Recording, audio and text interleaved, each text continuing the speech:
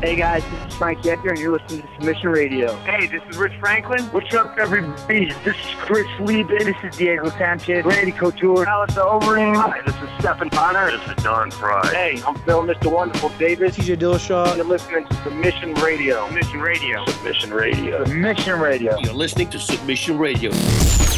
Welcome to Submission Radio, episode 147. It's Wednesday, the 13th of December. Your two favorite Aussies in the world of MMA podcasts are back. Dennis Crowder, Kasper Ozlowski here to lay down a show for you guys before you get into that eggnog and delicious Christmas turkey. Oh, yeah, absolutely. And I love how you narrowed it down and set the bar really low. You're like, your two favorite Aussies of MMA podcasting.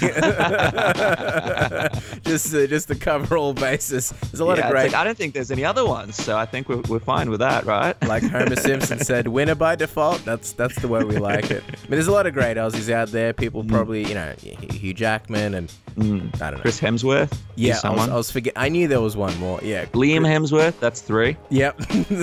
So there's someone else. Someone playing in the NBA. Yeah, it's us, Jackman, and the Hemsworth bros. So, at least we're ranked. We're like in the top 5. But yeah, we do a bit of MMA podcasting, and we do have a cheeky lineup for you, a bit of a spicy one. Ben Askren returning to the program. Haven't had Ben on it in a long time, but Funky Ben is coming back. He recently retired, beat Shinya Aoki in 1, and now already has his sights set on GSP, so we want to pick his brain on that, especially considering the GSP's vacated the belt.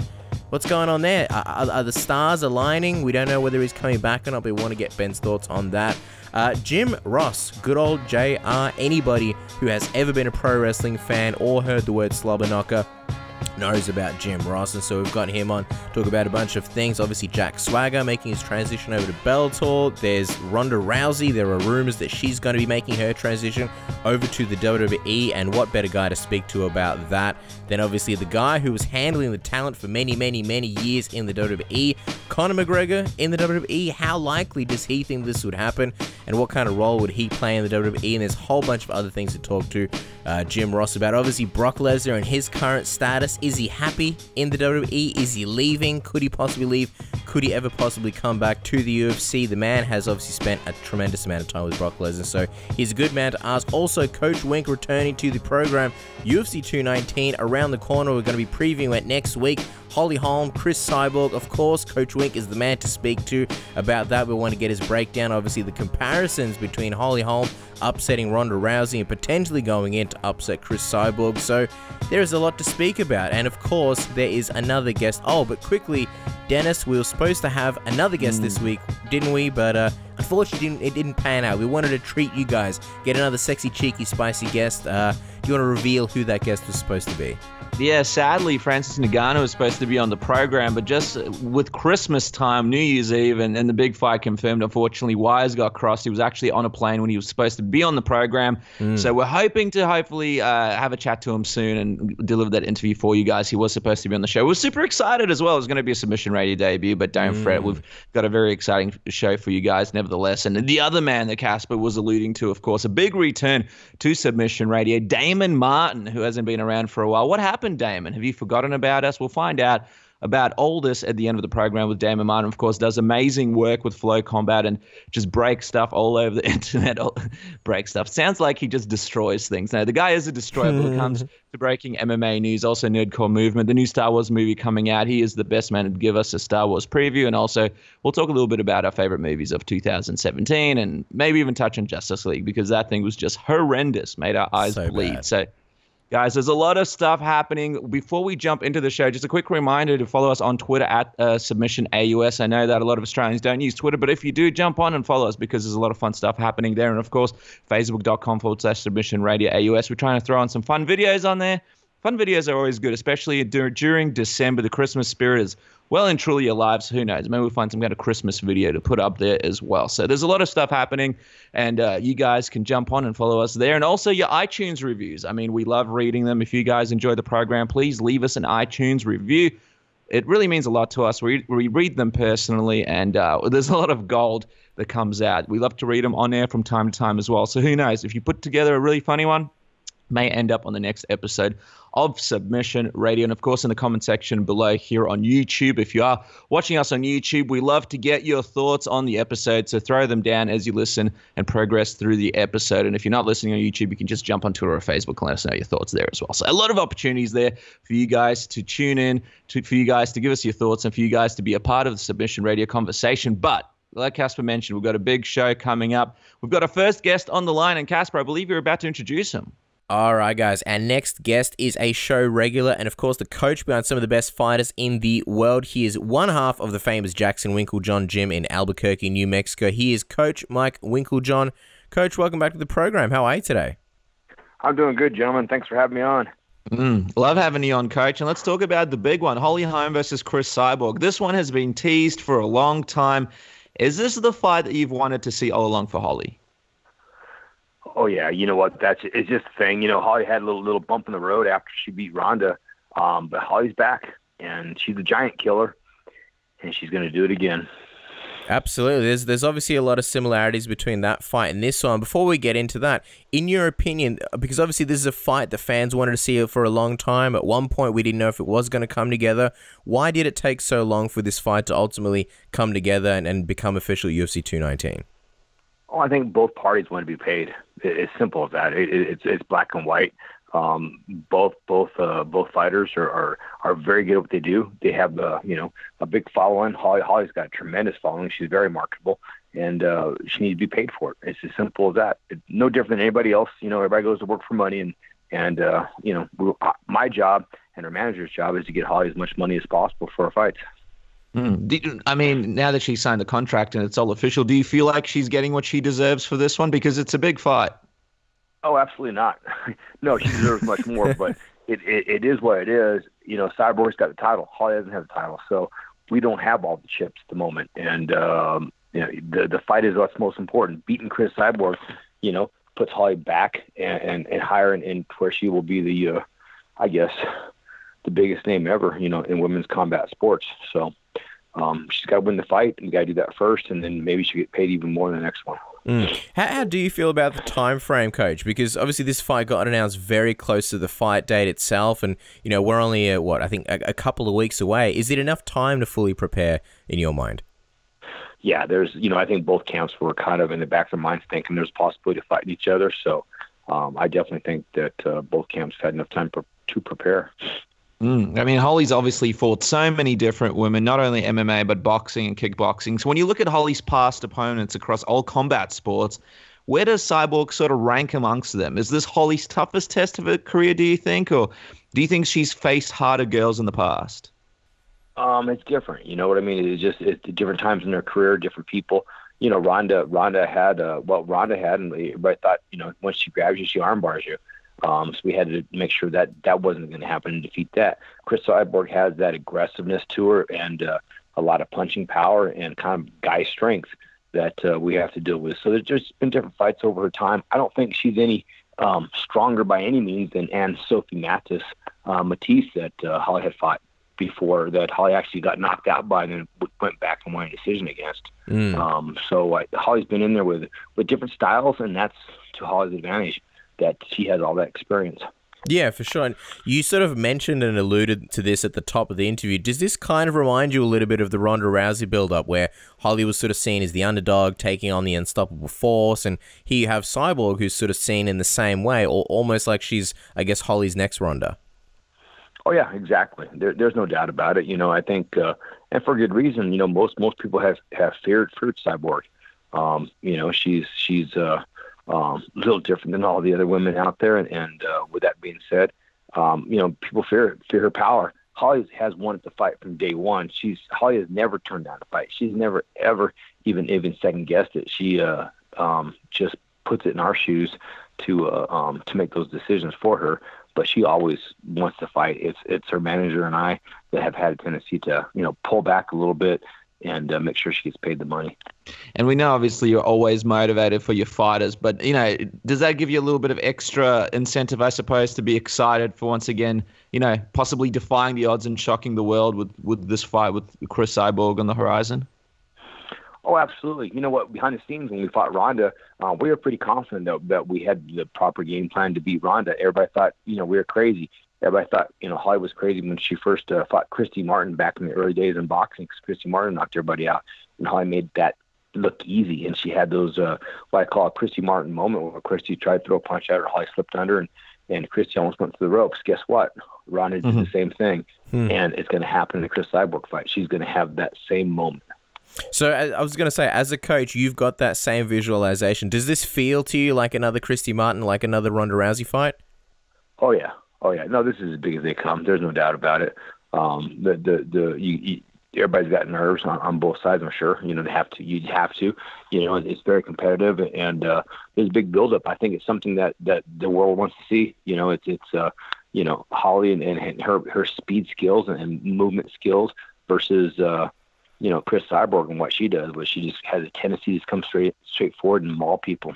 We were speaking to Cyborg's coach the other week, and he said that he believes there are more questions surrounding Holly than Chris, and that he didn't see the Holly that fought Ronda back in the Betch fight. Do you believe that the fight was pivotal to Holly regaining her confidence back, and where do you feel Holly is mentally going into this fight?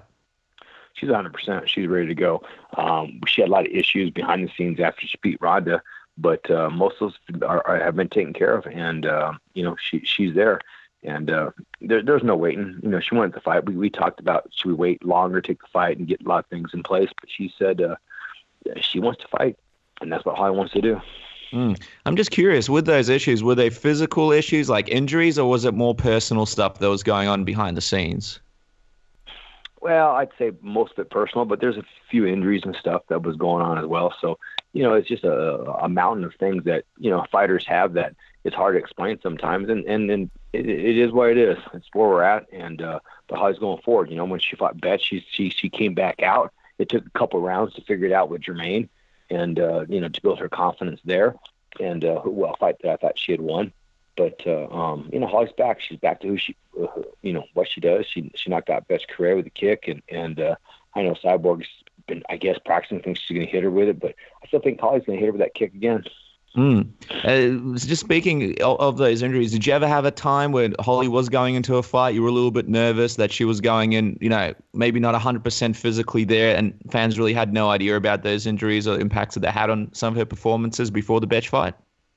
Oh, you know what? That's not just the Betch fight. That's happened many times, but all fighters do that. It's not just Holly. I mean, all fighters have things. In fact, I've always told my fighters, if they go into a fight and they don't have an injury, they don't have something going on, it's weird. Because if they train real hard, they leave themselves, they overdo it sometimes, and they're more susceptible to injury and things like that. It's crazy, but almost I can't think of many of my fighters that haven't had some kind of injury going into a fight. You get in the fight, for the most part, you forget about it. Yeah, for sure. And, obviously while Cyborg's coach was sort of analyzing Holly's fight against Betch Correa, what did you take away from Chris's last fight against Tonya Evinger? It was obviously, her longest fight in a very long time. Did that give you sort of extra material to study, and were you able to find some, I guess, new holes in her game? Did it give you some new perspective on her in any way? I don't know if there was new holes, but it reiterated what we thought we already knew. And there's definitely some holes in her game. She's, she is who she is. She's very tough. She's very competitive. She's very strong. But how slick she is, how fast she is, her decision making, has she been in the deep waters? Holly's been there before. Holly's had those long fights. She's had those fights where she's had those wars. Cyborg's always just dominated people. So the fight's been a little bit different for her to deal with. And it seems like Holly is extra fiery in this lead up. She even told Cyborg to stop whining about testing. I mean, were you surprised that she responded to Cyborg's trash talk? Because that's fairly surprising coming from Holly. Oh, yeah. What are you supposed to do? So basically, Cyborg, who has been caught before, is saying things about Holly. And so that's absolutely wrong. Let me reiterate. Cyborg was caught. Cyborg got busted for it. Holly never has been. Cyborg's saying things about our camp. The only person in our camp that's ever had an issue was John Jones, and that hasn't been finalized yet. Everybody else she came up with was, they weren't even in our camp at the time. So that's ridiculous. And Holly gets real defensive more about the team members than for herself. So I think that's what the biggest thing was. And as far as tests go, I mean, I know a year ago she was the most highly tested person in the UFC. She's tested all the time, and she's not surprised by it. She takes the test and goes. Whereas again, Chris, it sounded like she was like happy that she passed. It was funny in that video watching Holly because she, it was like Holly, it was like trash talk, but for Holly Holm standards. So she was still very calm, and the way she delivered a message, it wasn't like the usual trash talk, but you could see it kind of like, I guess, got under her skin a little bit, and she felt like she needed to defend that. And she sort of mentioned in an interview that Cyborg claiming that she needed to be tested more was beyond trash talk, and because it wasn't really selling the fight, it was something sort of separate from the fight. Do you feel like Cyborg kind of crossed the line by saying that? A little bit, but it doesn't matter. At the end of the day, Cyborg can say whatever she wants. Holly can say whatever she wants. They're both going to try to give each other brain damage. So talking doesn't mean anything. Those are just words, so it is that, they have to back up those words and those thoughts after the fight. But and that's what I always liked about Holly is she doesn't really speak bad about anybody, so she can always hold her head high. Where other people that act like idiots, if and when they lose the fight, they have to, suck it up and eat their words.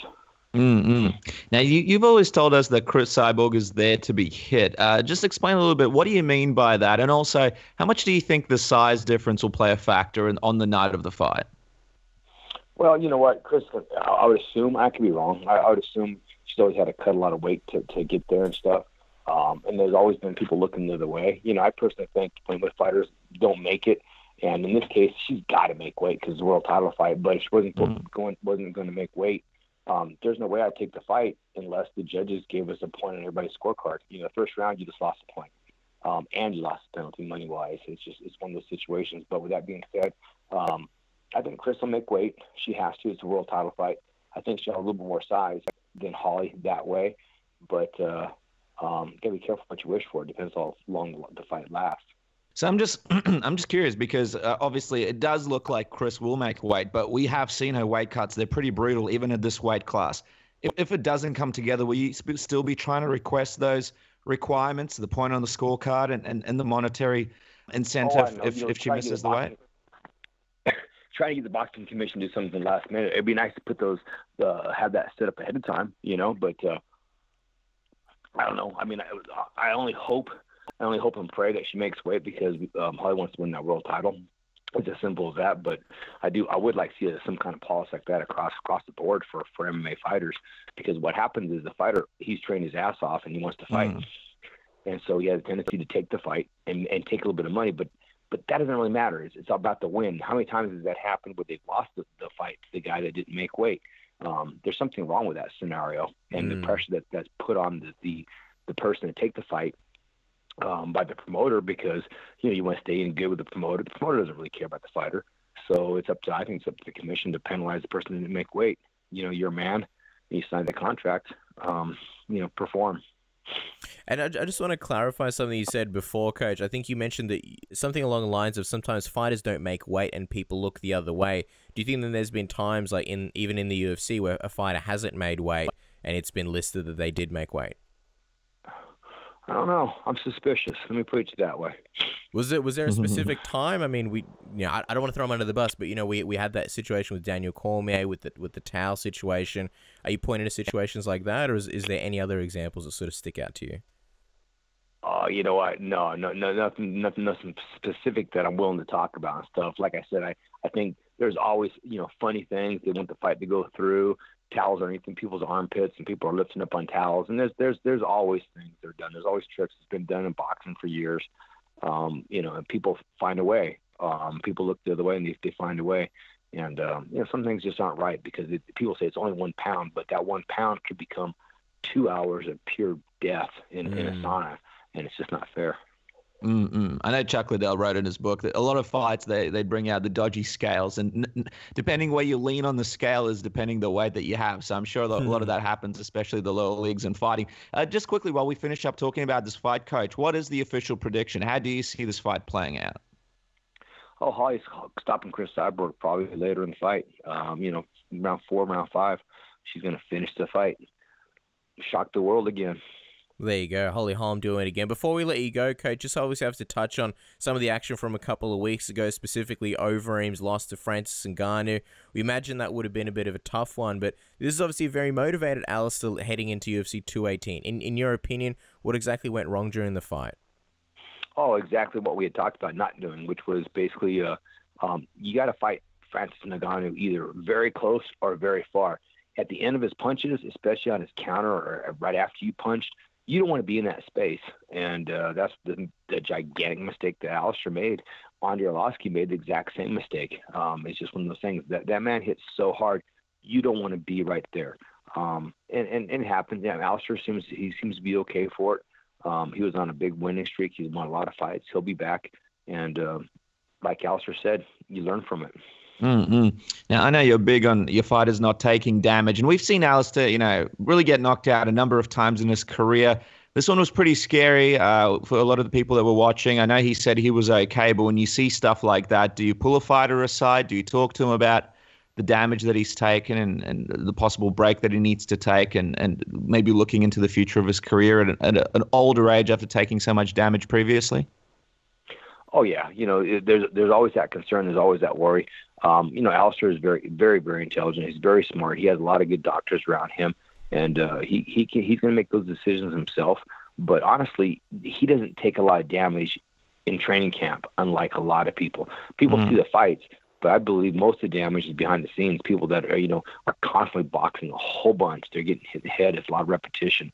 The one shot here or there is terrible. It's traumatic, but not nearly as bad as people that just consistently take it over and over and over in the gym, even though they don't get knocked out.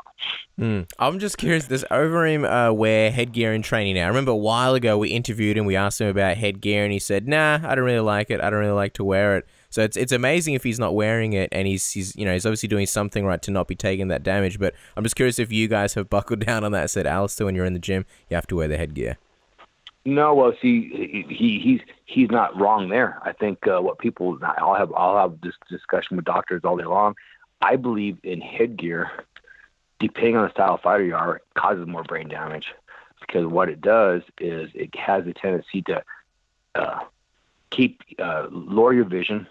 You can't see things. It's a bigger catcher's mitt, so you actually take more shots because it's a bigger target. It's also harder to slip those punches quickly because you have extra weight on your head.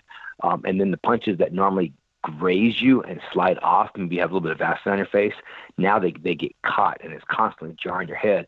Then you have this false sense of confidence with headgear as well, where people have a tendency to cover up and just take the shots, and it's that constant repetition over and over and over. It's kind of like American football. And that's where I think most of the head trauma comes from, is the repetition. And I believe headgear it stops cuts, but in some ways it causes more brain damage. That's an interesting perspective there, and I think I agree with a lot of things that you said there. That's something that a lot of gyms need to have a think about. Just quickly, while we're talking about the heavyweight scene, now that Ngannou's taken on Stipe next, and from what you've seen from him, do you think he has what it takes to beat Miocic and become the new champ? Oh yeah, there's no doubt about it. Yeah, he hits hard. He's a very big, strong athlete that hits very, very hard. I think he has what it takes. Stipe, though, is also capable of hitting very, very hard, and I think he's a highly intelligent fighter that can put together the right game plan to not be in those spaces where Francis Ngannou is so dangerous. And I think Stipe close in against Francis Ngannou can wear him out and can beat him down. But if he backs out behind a punch to that space where Francis Ngannou hit so hard, the same thing will happen to him that happened to Alistair Overeem. Yeah, absolutely. It's going to be a great fight. We won't take too much of your time, Mike. Obviously, as we let you go, we have to ask, because we haven't asked you for the last couple of interviews, is there any updates that you can tell us on Jon Jones? We saw that the B sample came back negative and he's laid low. Is there anything you can tell us about what's happening with Jon Jones recently? No, nothing I can tell you. We're all hoping for good news, though. So, and hopefully we'll be seeing Jon Jones back in action. He put up something on Instagram. I think it was something about day one, and there was a video of him, I think, boxing. It might have been with Brandon Gibson. Is he back in training at least these days? He's off and on working out. There's no doubt about it. Jon does a lot of things on his own as well. So I know he's gone running with some of the guys. He's doing a little bit here and there. He's had a lot of things going on, around him. I know his wrestling coach passed away, so I know he was back at a funeral. So, he's taking care of the important things in life right now, but he is training, yes.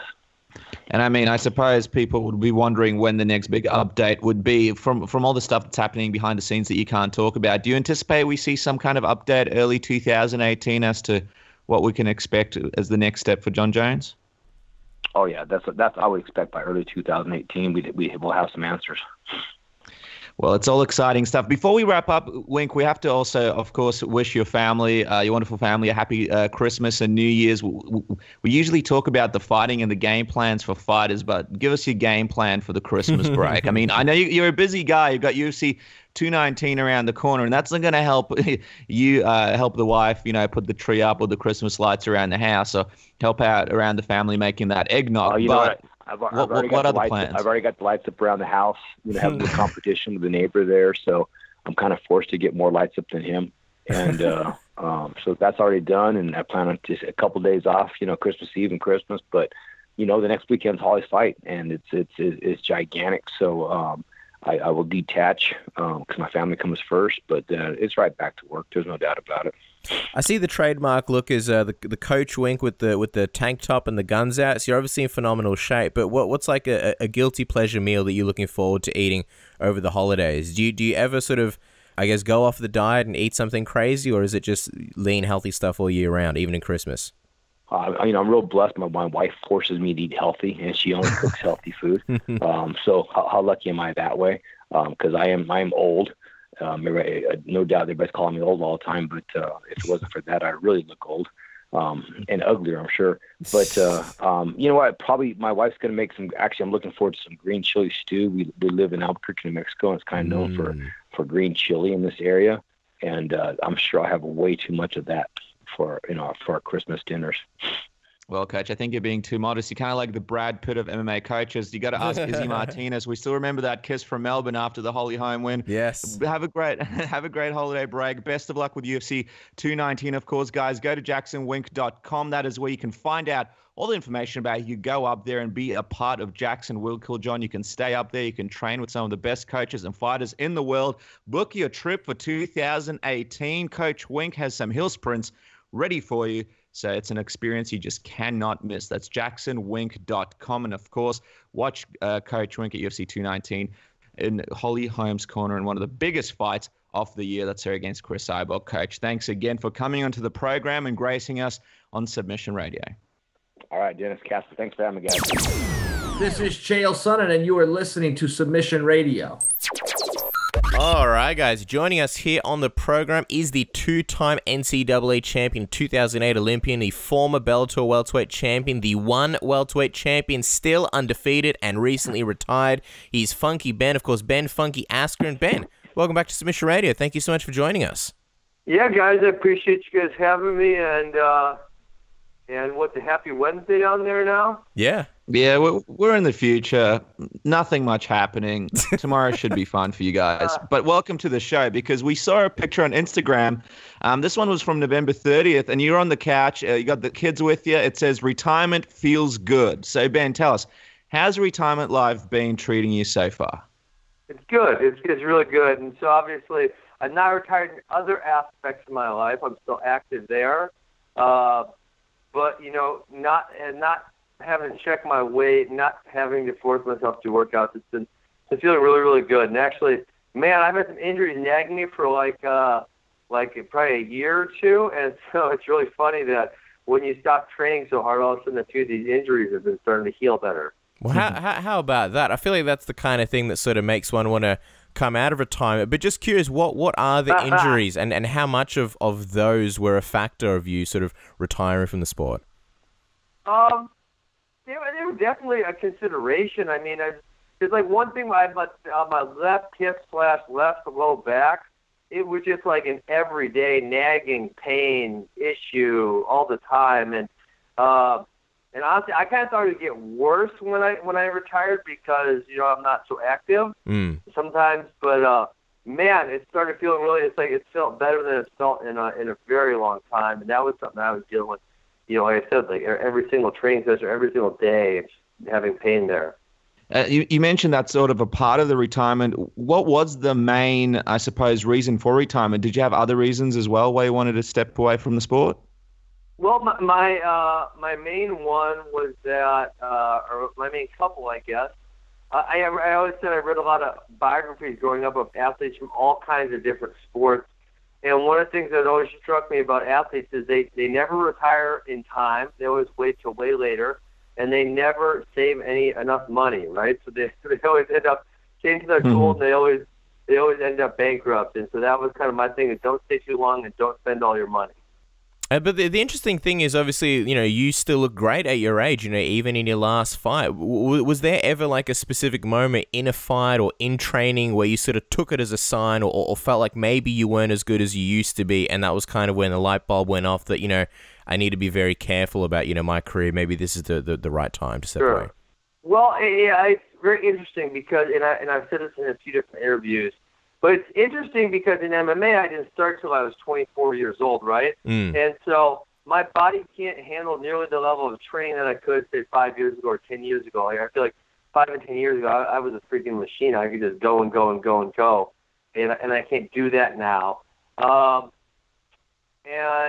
But the other thing is, obviously, skill-wise, I was getting better, right? I mean, it takes a long time to learn how to do something really well. And so, I think even in my very last fight, you saw some new skills that maybe I didn't have early in my career. And so it's really this weird place because skill-wise I was getting better, while physically maybe I wasn't. And so that created a really interesting dynamic. And so I feel like I'm still at the top of my game. But that was where I wanted to retire. I wanted to retire at the top of my game, not far down the hill. Of course, there's still a bit of a chance that we might see you in a super fight. We saw you challenge GSP recently. And I mean, considering your current retired status, how serious is this challenge? That's serious. I mean, that was before. The moment I said retirement, I always left it with a caveat. And the caveat was that if I get to fight and prove I'm number one, then I would do that. So I guess that's the biggest appeal to you about this GSP fight, right? This would be sort of proving that you're number one. And do you feel like beating GSP would kind of show that, you could have in fact been the UFC champion all these years at 170? Because that's, I guess, kind of been one of the biggest curiosities surrounding your career. Yeah, absolutely. I mean, no one knows where I stand because, I've had literally in my entire career, I've had one competitive match, and that was when I was 2.5 years into my fighting career. And so, people don't know exactly how good I was. And, a good friend of mine, Tyron, is the number one welterweight in the world. He's the UFC champion, obviously. And, he made a statement the other day saying that if I would give my opportunity, I'd be the UFC champion. So I don't think you can have a better recommendation than that since he's achieved everything he's possibly achieved. Well, what did you think of the recent news of GSP vacating his middleweight title and then his coach John Danhurst saying that maybe we may never see him fight again? Wasn't that what you expected? I expected that. I kind of do you buy it? Because I kind of feel like, if you're anyone from GSP's team, now's not really the time to be downplaying Colitis, after vacating the belt. Is that kind of how you took it as well? Well, I knew that. My strong feeling was that there was no way he was ever going to fight again at middleweight. This was the one time he would because, I think he had a good idea that he was going to beat Michael Bisping. But there's no way he wanted to fight Robert Whittaker. He didn't want that fight. So, I definitely think that we'll never see him middleweight again. Now, will we see him fight again? I'm not sure. What did you think of his win over Michael Bisping? It was a good fight. I mean, obviously he put him down with the left hand, but before that, I think GSP very clearly won the first round. I think the second round was kind of up in the air, but I was leaning towards Bisping. And I think Bisping was, despite being on bottom, winning the third round by landing so many strikes from bottom and, and cutting GSP multiple times. And so, I don't know. I saw the fight swinging in Bisping's favor, and then obviously GSP put a very quick end to that. Yeah, of course. And so I think given sort of the options between, who he has now, you look at guys like, say, Anderson Silva, maybe this, Conor McGregor fight. How do you feel, I guess, you sort of fit in as an option? And I guess to sort of play devil's advocate, what would you say is in it for GSP to take a fight with you? Well, it's in it for GSP. He's going to make some money. And I think he's scared of getting hit hard. And so I'm now making the compelling case that Tyron hits a lot harder than me, so if you don't want to be hit hard, you could fight me instead of Tyron. Do you believe that GSP would be interested in a fight with Woodley? Because we haven't heard him say anything about what's happening next. He hasn't said anything about it. Do you find that a bit odd, and how do you take that? Yeah, I don't know what he's doing. Sometimes you don't know what GSP's doing. He's going to keep you guessing. Well, one of the biggest obstacles, I suppose, to overcome if you versus GSP was going to happen is, of course, the well-documented relationship between Dana White and yourself.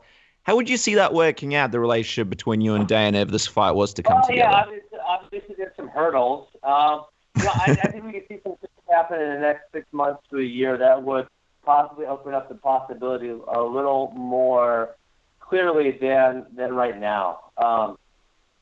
Right now, obviously, the Ali Act is going through Congress. I think that could possibly pass in the next year. And then, the UFC has some pending lawsuits against them, so I think that could possibly affect it also.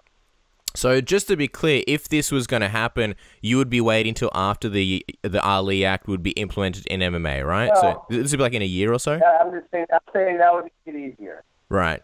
Well, is there a way to possibly do it sooner? Is there something that you would, I guess, hope for or expect, or something that would, I guess, make this? I don't think so.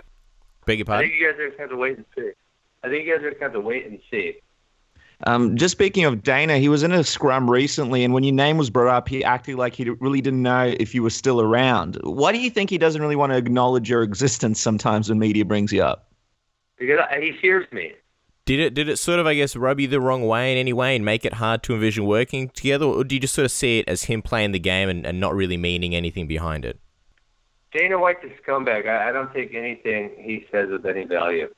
Just curious, why do you think he'd fear you, especially if you can come in and sort of, put on a great fight for George St. Pierre and potentially make, a good matchup? Because he's very, very, very insecure, and he abhors anyone who won't cater to his every whim. Have you guys ever met face-to-face or spoken face-to-face, and how did that go if it ever happened? No, not really. We have not. Well, I guess going back to this GSP fight, how do you see something like that going between you and George? It's a fight that people have sort of theorized for a very long time now. Yeah, I see it pretty simply. George doesn't like tough fights. And when George gets in a tough fight, he takes people down repeatedly, and he's very good at it. Very good at it. He's very good at maintaining top position. I'm not going to go away easily. I will be a tough fight, and George will not repeatedly take me down. And if he somehow takes me down, he absolutely will not keep me down. So that's how I see it going. If he did come back and if he did fight GSP, obviously fans would love to see stick around and keep fighting in the UFC. So would you be open to coming back on a multi-fight deal? And if you did fight GSP and beat him, would we be able... Sorry, I couldn't hear you, Ben. What did you say? I said one fight. That's it. So just to be clear, there's no one else that would ever bring you out of retirement. It's basically GSP or bust, correct? Well, if somehow Tyron were to lose, which I don't see happening, and there was someone else who was kind of a clear number one, I would potentially consider fighting them. Otherwise, no, not really. When you say clear number one, you'd fight him for a contender spot, or you'd want to fight them for the belt itself? I don't give a damn what is on the line. I want to fight who's ever number one in the world, which would then, when I beat them up, make me number one in the world. Obviously, you and Woodley are really, really close and train together. He's had a bit of a rough time with the UFC himself. He's spoken about the fact that he may even vacate his belt if it causes his GSP fight to come together. What do you think about the experience that he's had with the UFC being champion, and also, sort of some of the negativities that he's had to deal with thus far? Yeah, I think it's pretty par for the course, and I think it goes to further the statement I made earlier that Dana White really can't stand anyone who won't cater to his every whim. And Tyron's a very strong, very smart individual, and he doesn't cave in every time Dana puts a little bit of pressure on him. And so I think that's why there's definitely some issues in their working relationship at times. Is there by any chance anyone else in the UFC that, maybe you would see it being, I guess, easier to strike up a relationship with? Because we know some fighters, they don't really deal with Dana as much. Would that be something that would make, I guess, this easier to, if you were to ever be in the UFC? I don't know. And just finally, on the situation at hand, a lot of people are talking about GSP versus Conor McGregor. Would you be disappointed if that's the super fight that ended up happening rather than the one between you and him? Yeah, GSP versus Conor is not a super fight. Conor McGregor is 2-1 in his last 3 fights against someone who is not even very good. So I don't think Conor deserves a super fight against George. We'll let you go in just a moment, Ben, but just obviously if this is the way, if this GSP fight never happens, you still are undefeated, you still have an incredible record, how would you feel about your legacy if, you never step into the cage again? Fantastic. And to top it off, I've never really worried about my legacy in the first place. I just taken every fight I could, and I've won every fight I could, and that's it. It's as simple as that. Well, I'll tell you what, it's a good time to be retired. The end of the year is coming up. Christmas is around the corner. New Year's is around the corner. We know you have a wonderful family. As we wrap up this interview, Ben, share with us a little bit of a glimpse into your retirement life. What are you guys planning to do for the big holiday break? We imagine it's the first time in a long time where, you don't have to worry about what you eat, going to training, not being able to enjoy the holidays to the full way that you really could. So share your plans with us a little bit.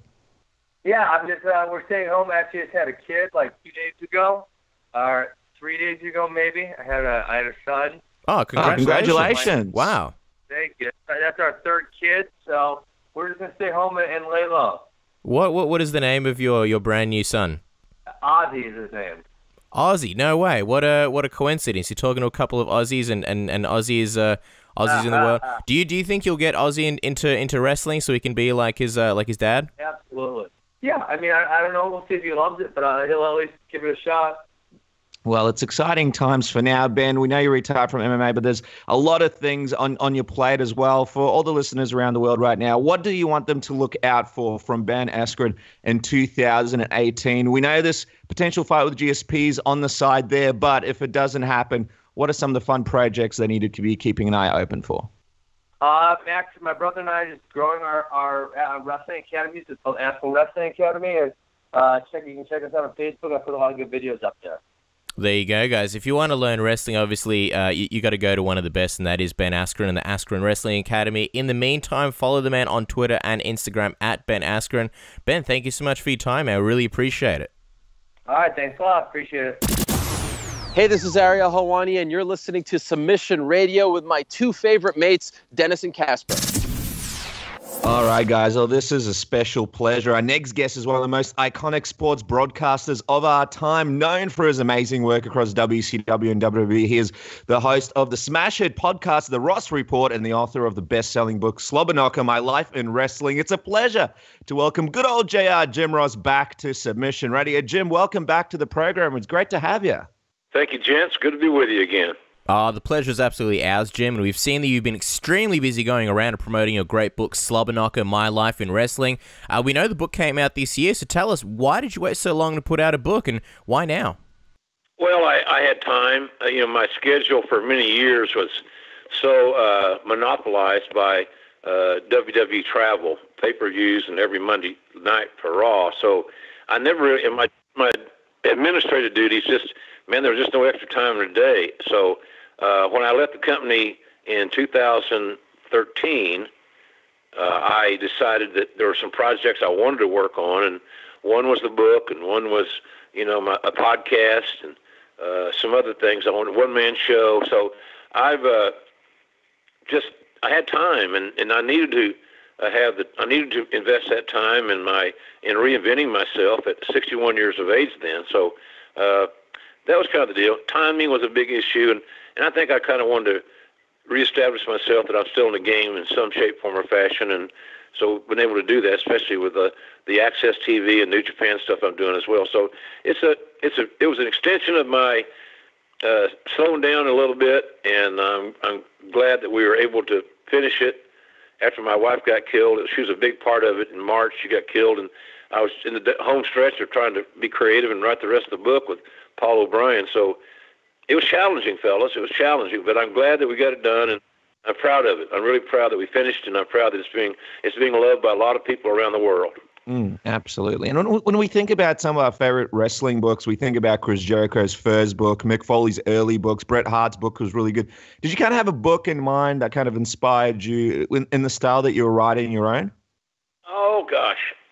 Good question. The thing I wanted to do was to be unique, because I think my story is unique, most wrestling fans can identify more with JR's story than they can say a Kurt Angle, Olympic gold medalist, all these great accolades athletically. Well, my accolades didn't come from being athletic. My accolades came from being a fan and being dedicated to the business and finding my niche. So, and a lot of people can do the same thing I've done in various vocations. Just don't let anybody else define you, and don't give up on your dreams is my big thing. So I read Brett's book. I liked it a lot. Mick's book. I read Mick's book as he was writing it by hand. He'd come to Raw Monday night. So I was reading that page by page. And I don't want to sound like I'm a literary expert. I'm not. But reading it was finishing the pages that he had for me to read was always a disappointment because there wasn't more. So Mick's book, get-go, man. So, but look, I just want the book to be honest. And my wife stressed honesty, and maybe I can help some people with some issues. I've been bullied. I've had some issues with prescription medications that I had never talked about until the book, and stuff like that, and taking care of myself, and how I mismanaged being a father, and I wasn't a very good husband early on. So it was really a cathartic thing. I told everything that was worth telling, I thought. So that was the deal. It's an honest book of a real person's real journey in a very bizarre business. Yeah, and I think at the end of the day, that's exactly the kind of story that people want to read. When people are that brutally honest and they lay everything on the line, and the reader knows that and understands that, those are exactly the kind of stories and biographies and books that people want to read. And, we know obviously there's bound to be countless great stories spanning decades in pro wrestling, but if you could, what's one quick story from the book that sort of stands out to you that maybe you can share with the listeners to set the tone for what they can expect from this one? Oh, man, there's a lot of moments that are memorable, to say the least. I tell the story in more detail, obviously, than I can here, but I drove Leroy McGurk, my first boss, the owner of the territory in Oklahoma. We were going down to Louisiana to do TV. We did TV there every other week, and I drove him down there. It's like 300 miles, and on the way down there, he got really, really hammered, drunk. He pulled his gun out of his .44 Magnum out of his little bag, put that on the dash, which I never understood that. He's a blind man now. And he kept hitting that whiskey. And then he was smoking a big cigar, and I wasn't watching. And the ashes got long. They fell into his lap. He was wearing a pair of polyester pants, and he caught himself on fire. The ash through the pants and dropped into his crotch. And he started swinging his arms. I'm in this big old Cadillac, going about 60 miles an hour or more, weaving all over the road, found out pull off, and I had to put the fire out, and the fire was in his drawers. So it was an interesting. It'll be a great scene if we ever do a movie. I can tell you that. But a lot of those things, the McGuire twins, they were going to quit my little run I was doing in independence of these benefit events for McGurk, and they were going to quit because they got beat up in their match and bullied, quite frankly. And even though one was 660 and one was 640 allegedly, they got bullied. And they were in the shower crying, and they were hurting and all this. And so I had to go to save the day. I went down to talk them out of quitting, and I gave them a little more money for that night. I volunteered to buy them dinner. All you could eat, fellas, all you could eat. Hear that now, all you can eat. And they said, they thanked me and everything, and said, we can't raise our arms. Will you wash our back? So here's two naked 600-plus pound twins in a shower with me and this massive sponge that should be washing like an elephant or something, and I was washing their back. Another crazy scene for a movie, perhaps, but it was just life on the road. It was the Wild West, in essence. There was, unfortunately, there was no drug testing. There are very few governing bodies.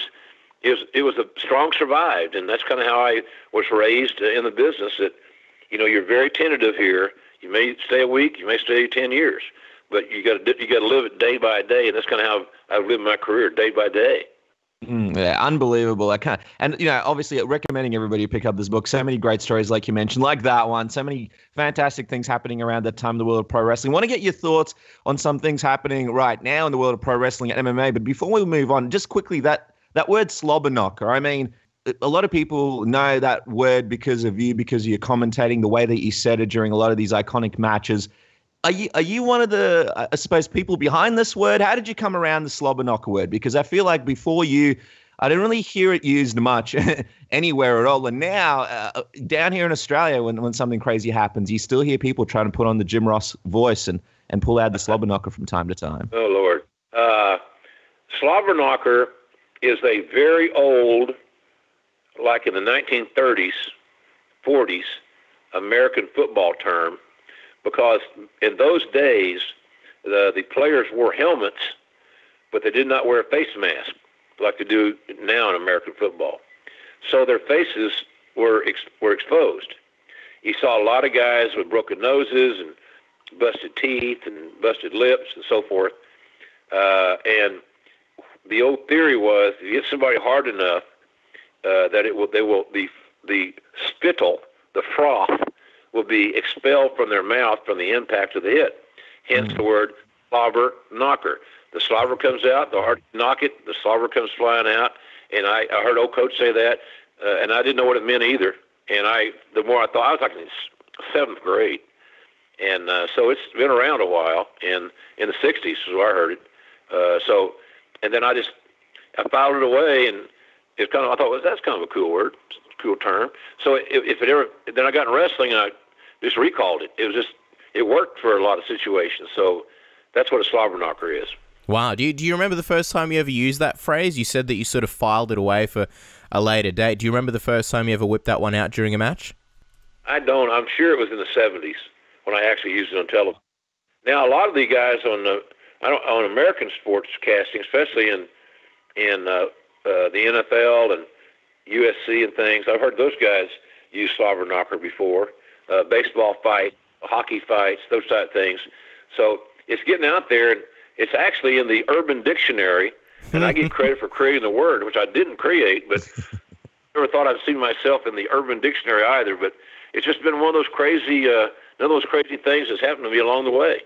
I feel like whenever anybody uses it, like in MMA or any other pro wrestling, I almost feel like it's a homage to you and just a little thing of, hey, we're big Jim Ross fans. Because every time someone says it, you're the first name that comes to mind. But anyway, let's talk about some of the big stories in MMA and pro wrestling, because we don't have you for a long time and you're a busy guy.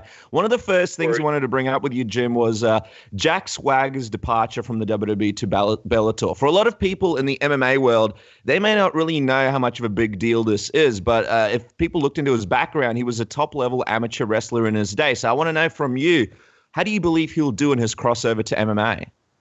Well, you're right.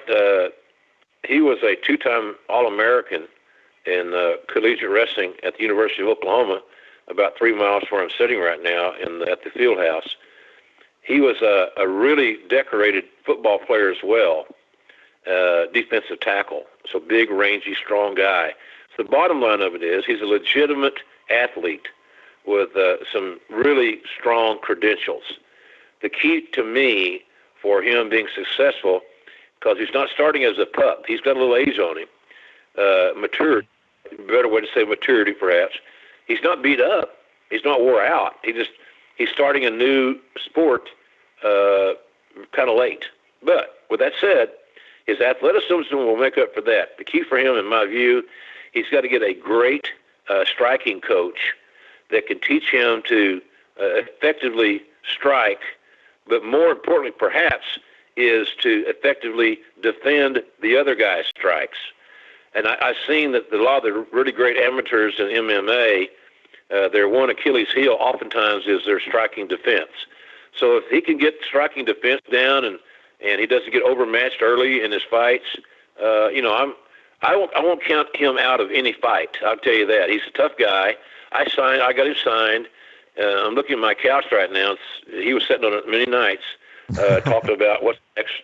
And I got him a tryout, and he took the ball from there. I didn't do. All I got him was a tryout because I liked him. He's a big, rangy guy, and he's an Oklahoma guy and hometown kid.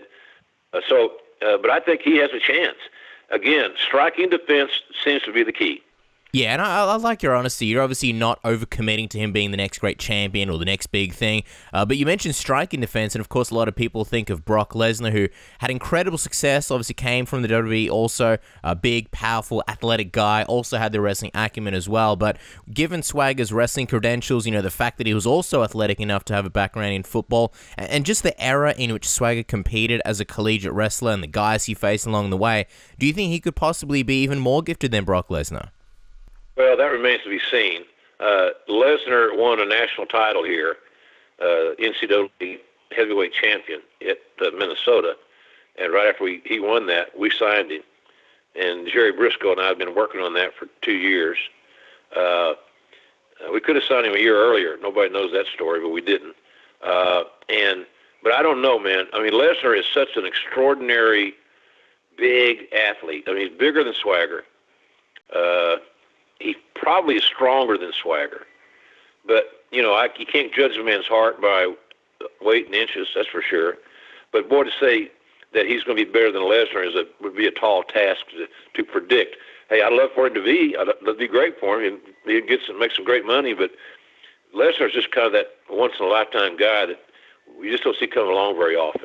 Mm-mm. And speaking of Lesnar, we've heard that there's been some debate about his future, obviously online. A lot of people talking about his contract possibly running out after WrestleMania next year, and currently there's doubt about him re-signing with the WWE. I'm just wondering from you, Jim, do you think there's a chance we see Lesnar leave the WWE next year?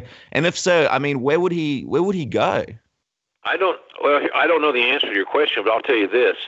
If I were advising him, I'm not, by the way, I would say, you're going to leave to do what?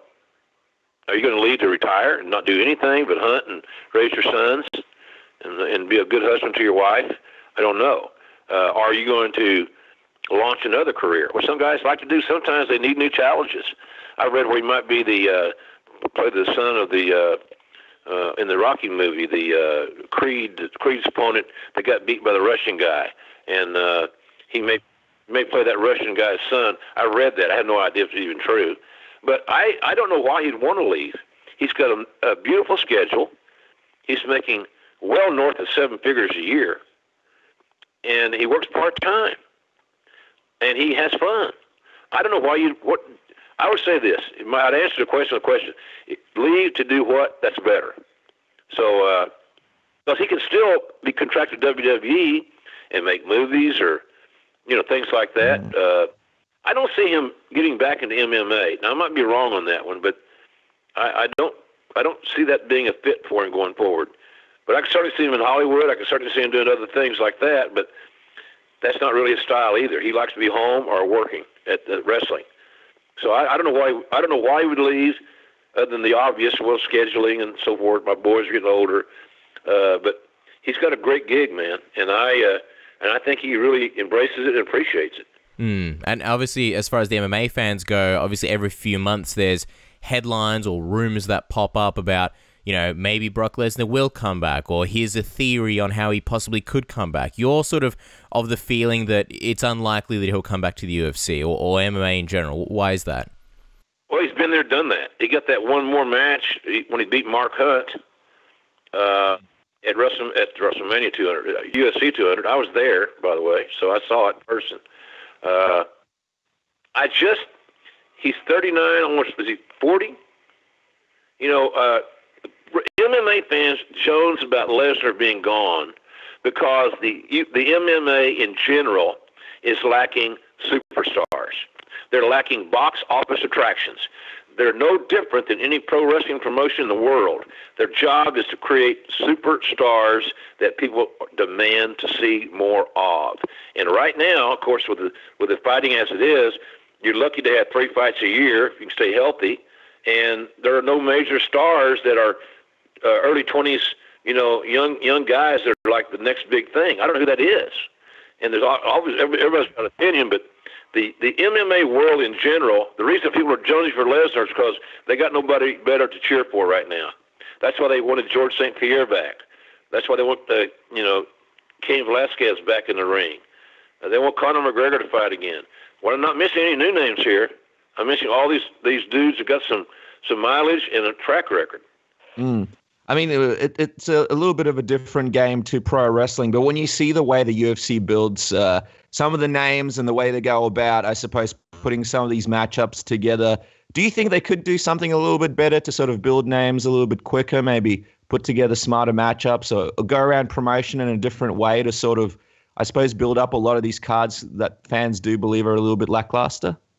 I don't know that I'm qualified to be an MMA matchmaker, but I do know that the quest to build stars is imperative. And I can tell you that they can do a better job of getting outside their actual fight envelope and do a better job of maximizing that television time to focus on new stars. Let me know who they are. Let me know how they train. Let me know if they're married and I want to meet their wife. I want to meet their kids that got them. I want to know more about them. I need to make an emotional investment in these guys, other than the fact they're loaded with tattoos, they got bad ears, and generally disenfranchised noses. I need more than that. I need who they are, because other than that, they're just another body. Just beat on somebody. I need more, and I don't know. We get that all the time. And look, I'm a big MMA fan. I'm a big supporter of UFC and Bellator. I've met Dana White. I've met Scott Coker, both fine gentlemen. But they will tell you the same thing, maybe off the record. Our ass has got to make new stars, or we're going to slip in our market share. And they got to get somebody hot. And the way you get somebody hot is you introduce to the audience, you let them get to know them, and then you build the anticipation for their next fight. Yeah, for sure. I think a lot of people would agree with that. And while we're talking, obviously, about Jack Swagger and big stars going over to MMA, Ronda Rousey looks like she's doing the exact opposite. She looks like she's set to go over with the WWE, and with reports of her training and being potentially part of next year's WrestleMania. What did you think about the news? I mean, this is something that's sort of been going on for a very long time. A lot of people expected her for a long time to somehow end up in the WWE. It looks like it's closer than ever. How did you take the news? I don't know if it's official or not, but I've said for a long time that she was a fit made in box office heaven for WWE. Ronda has got amazing name identity globally. She's the legit deal. I have amazing respect for her, because you got to remember, at one time, none of the major MMA promotions were going to promote women. Certainly in the UFC, they said no way, no how. But then all of a sudden, Ronda goes, she's in Strike Force and gets to be, hugely popular. People love that hip lock and, her submissions. And she had charisma. She's a beautiful woman. I just think that it's a perfect fit there. And whether she signs for a one-off or a short term or a handful of matches, I have no idea. But obviously, if she does sign, one would assume that it would have something to do with a WrestleMania appearance. And I'd love to see that in New Orleans this year. I'll be down there, and I'd love to see her compete, because she will train with the same intensity, the same desire to be great at that genre as she did in MMA. And of course, we all know the outcomes are predetermined, all this stuff. And I talk to a lot of sports guys. They want to make sure I know that they know that wrestling is entertainment. Thanks for the heads up, right? You should have got that early on, but now I'm glad the lights flipped. The switch has been flipped. She'll work as hard getting ready, because she'll want to steal the show. She'll want to go out and certainly not embarrass herself, but to excel. So she brings a lot of cachet to the dance. And you look around the roster of people that she could wrestle theoretically, it's really impressive. There's some matchups, Ronda Rousey and the undefeated Asuka at WrestleMania. Something's got to give, right? You got Charlotte and Ronda Rousey. Love to see that. So there's a lot of talents there. You could go down the list of all the great women that WWE's signed, and there's a story there for Ronda, because every woman could make the story that I want to be the one that beats Ronda Rousey. So she's not going to come to my world and dominate like she did MMA and the UFC and so forth. So I think it's inevitable. I just don't know when or where. But to me, as I said earlier, Ronda Rousey and WWE is a match made in box office heaven. I'm curious because you mentioned how it could have come together earlier. A lot of people are saying the only negative about this happening now is a lot of people maybe are a little bit more down on Ronda than they were before when she had that appearance at WrestleMania with The Rock. She's lost a few fights in a row. A lot of the MMA fans kind of have negative feelings about her and her legacy as champion because they're finding a lot of holes in the girls that she beat, and also talking about some of the limitations that she had in the striking area. Do you feel like the WWE sort of missed the boat a little bit by not getting her on a little bit earlier, or do you think it can still be as successful as it could have been when she was at her prime? It will be as successful now as it would have been then. And she's a star, and her star is shining. And I think some of those fans that are actually had the nerve to say that she was not as good as we thought she wasn't as good as we thought she was is pretty ignorant. She changed the game. She opened the door that these other women are walking through and making a bunch of money. And Gina Carano will get a lot of that credit, and she should. But Ronda was the one that put the thing on the map. And Ronda was the one that got into UFC and opened the door for all these other women. Now they got weight classes, as you guys know, and there's a lot of young women that heretofore would not have made a dime in fighting if it hadn't been for a platform like UFC.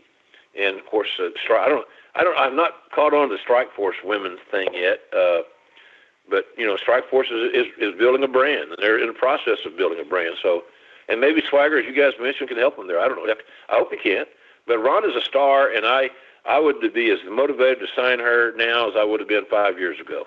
Jim, we really appreciate the time. We'll let you go in just a moment. Just quickly before we do, obviously we're speaking about big stars, UFC stars, and there's currently no bigger star right now than Conor McGregor. You mentioned him a little bit earlier.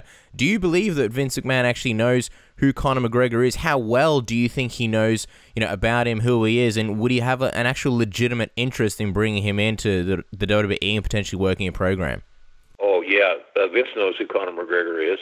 Vince doesn't live on Uranus. He's pretty well read. He pays attention. And Paul Levesque certainly knows who Conor McGregor is. Look, I don't have this, concrete information or source told me all that good stuff. I would be very surprised if the two parties on some level haven't had some kind of communication. It may be lawyer to lawyer, probably that more than anything, but just to feel out interest. Conor is another global star, and Conor will sell wrestling tickets because for a one-off, for a one-time deal, he'll sell tickets to see how he's going to do. And he strikes me as the kind of guy that has such a competitive ego that he will do anything to not fail, to not look bad. And I cross off the attraction exhibition match he had with Floyd Mayweather. They both got richer. Cool for them. I'm happy. But it didn't do any favors to either one of their careers or boxing. Their bankers loved it, and so maybe that's all that matters. But I think that Conor would be a major hit there because, A, he can talk. And that's half the battle. And, again, he's competitive so that he wouldn't want to embarrass himself. So I think somewhere down the road, if the stars align, that's another guy that will be, and his deal, I'm sure, would be a one-off. I'm thinking, I'm not sure, but I assume it'd probably be a one-off. But, once he's done with MMA and or boxing or whatever, he's going to look for something else to do that's going to be fun for him and challenging, and that would be it. I mean, he fits right in. He's a hell of an athlete, and he's tough. But, he walks like Mr. McMahon. He told people he picked that up from Vince. That walk he does is when he was doing all that barnstorming tour for Floyd, he walked down the stage just like Vince, waving his arms, strutting around. It was a heat-seeking missile, and his fans ate it up. But the real boxing purists, and Lord knows they can't be vilified. They're so sanctimonious that they didn't like it because he was wink doing harm to the game of boxing. Are you kidding me? The game of boxing is being harmed by one guy hey, all you veterans have done, the promoters and all the boxing people have done a damn good job of screwing up boxing over the last 2 or 3 decades. So don't blame it on Conor. Mm-hmm. Very true, Jim. Last question, and we'll let you go. We saw there was a bit of bad blood from some of the boys in the WWE. It looked like a little bit of heat on social media, responding to Conor McGregor, some of the comments that he made. Do you think if McGregor did step into the WWE world, he might have to sort of deal with some of those relationships, maybe set them straight with a lot of wrestlers in the back who might be, not the biggest fans of him coming in, making a lot of money and sort of leaving? Because we've heard stories of Roddy Piper with Mr. T and a lot of other cases where big names would come in and some of the boys wouldn't be too happy about it. Different generation, different time. The thing about the theory that you mentioned there of Conor coming in, making a big payday and leaving, well, while he's getting to that payday, and at that payday, he's generating revenue for the company. And the talents share in the revenues on the discretionary payroll. So all Conor's going to do is cook bigger pies for the wrestler to get a bigger slice. They're like, and some of the guys on social media are like a lot of fans, fellas. They're keyboard warriors. They're brave as hell when they're on their little keypad. And they'll say anything they want to say because they're safe. They're protected. And so, but when Conor's around, I got to believe that they would gravitate. How many selfies do they would be taken with Conor in the locker room if he came in? He'd be deluged. So I don't look at that. No issue there whatsoever. And Roddy with a different spirit. There's no Roddy Pipers in these dressing rooms. Let me put it that way. And I don't mean that negatively at all. Roddy was an amazing. He was a Wild West survivor, and he grew up hard. And he was a different cat than some of the kids now. That Roddy probably couldn't, like me, had a hard time turning on a computer, much less using one. So I don't. Roddy was that old man's man, and a lot of pride, and that's just how he's broken the business. So I don't think it'd be an issue whatsoever. If I were talents, I would be ecstatic, because that when Conor McGregor would appear on Monday Night Raw, the ratings would be skyrocketing. What's he going to do? What's next? Could you believe what they did? And you could do that for several weeks of episodic booking that lead to the crescendo, the WrestleMania match or whatever it may be. So I see nothing but winners in that scenario. Wow. Well, it's well put, Jim. Thank you so much for your time. Interested to see what happens in the crazy world of MMA. But for now, guys, make sure to check out the Ross Report. I think there's a big episode coming up with Chris Jericho, so that's going to be a can't-miss episode before the year runs out. Of course, check out his amazing book, Slobber Knocker, My Life in Wrestling. That's available across all good bookstores in Australia, and also Amazon Australia, which has just now opened last week. And, of course, check Jim out on Twitter at JR's Barbecue. Of course, the barbecue sauces. Make sure to jump on and order them. A lot of stuff happening. The one-man show hopefully coming down to Australia soon. Jim, thank you so much for your time. It's a real pleasure having you on the program. All right, lads. Enjoy your day, and happy holidays to you and all your listeners. I appreciate you. Hey, guys. This is Brian Stan. You're listening to Submission Radio.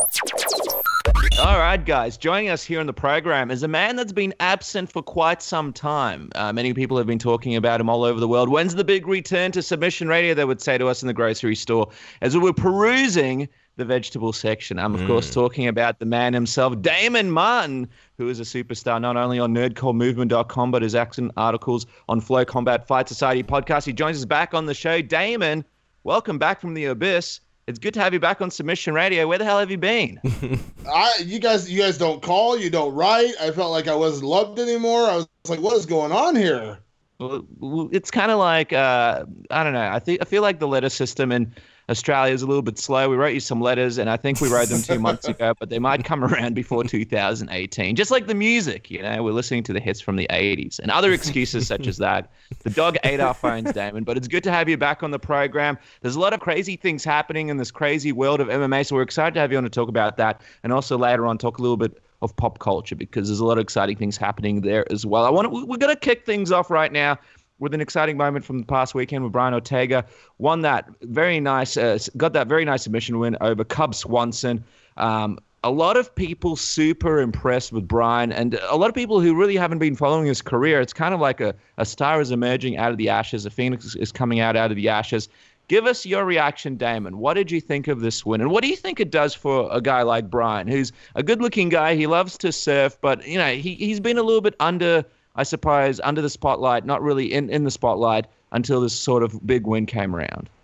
This was a big moment for Brian Ortega, and he looked good. He got a big submission over a very, very good opponent in Cub Swanson. He took on a top 5 opponent, his first one, and he won in the second round. And it was a pretty good performance all the way around. He didn't look overmatched. It wasn't like he caught the submission. His Cub was just making a huge mistake. It was a great fight from start to finish for him, and it's kind of his introduction to the top 5. I don't think he's quite there for a title shot yet.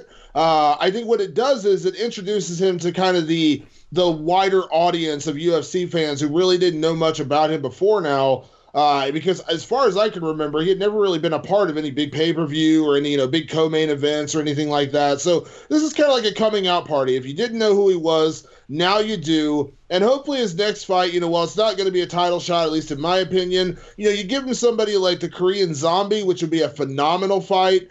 Maybe a Ricardo Lamas if he gets through his win this weekend, something like that. Give him another high-profile marquee fight, and then, sometime in 2018, if he keeps winning, then absolutely he'll be in title contention. And as far as, I guess, what is next at featherweight, are you down for this Frankie Edgar fight? Because this is a discussion that we've had with a few people. In your absence, we've had Sean Sheen on the program, and he sort of made, I guess, his statement for why he's a little bit sick of Frankie Edgar getting these title shots, and I kind of felt like, even if Cub Swanson had won, I mean, that would have been a rematch for Max Holloway anyway. So when you look at the division, obviously, I think it was you that we spoke about how, Yair Rodriguez got derailed, Brian Ortega, he's sort of a diamond in the rough, someone to keep an eye on. But in the meantime, do you think it's Edgar versus Holloway that makes the most sense?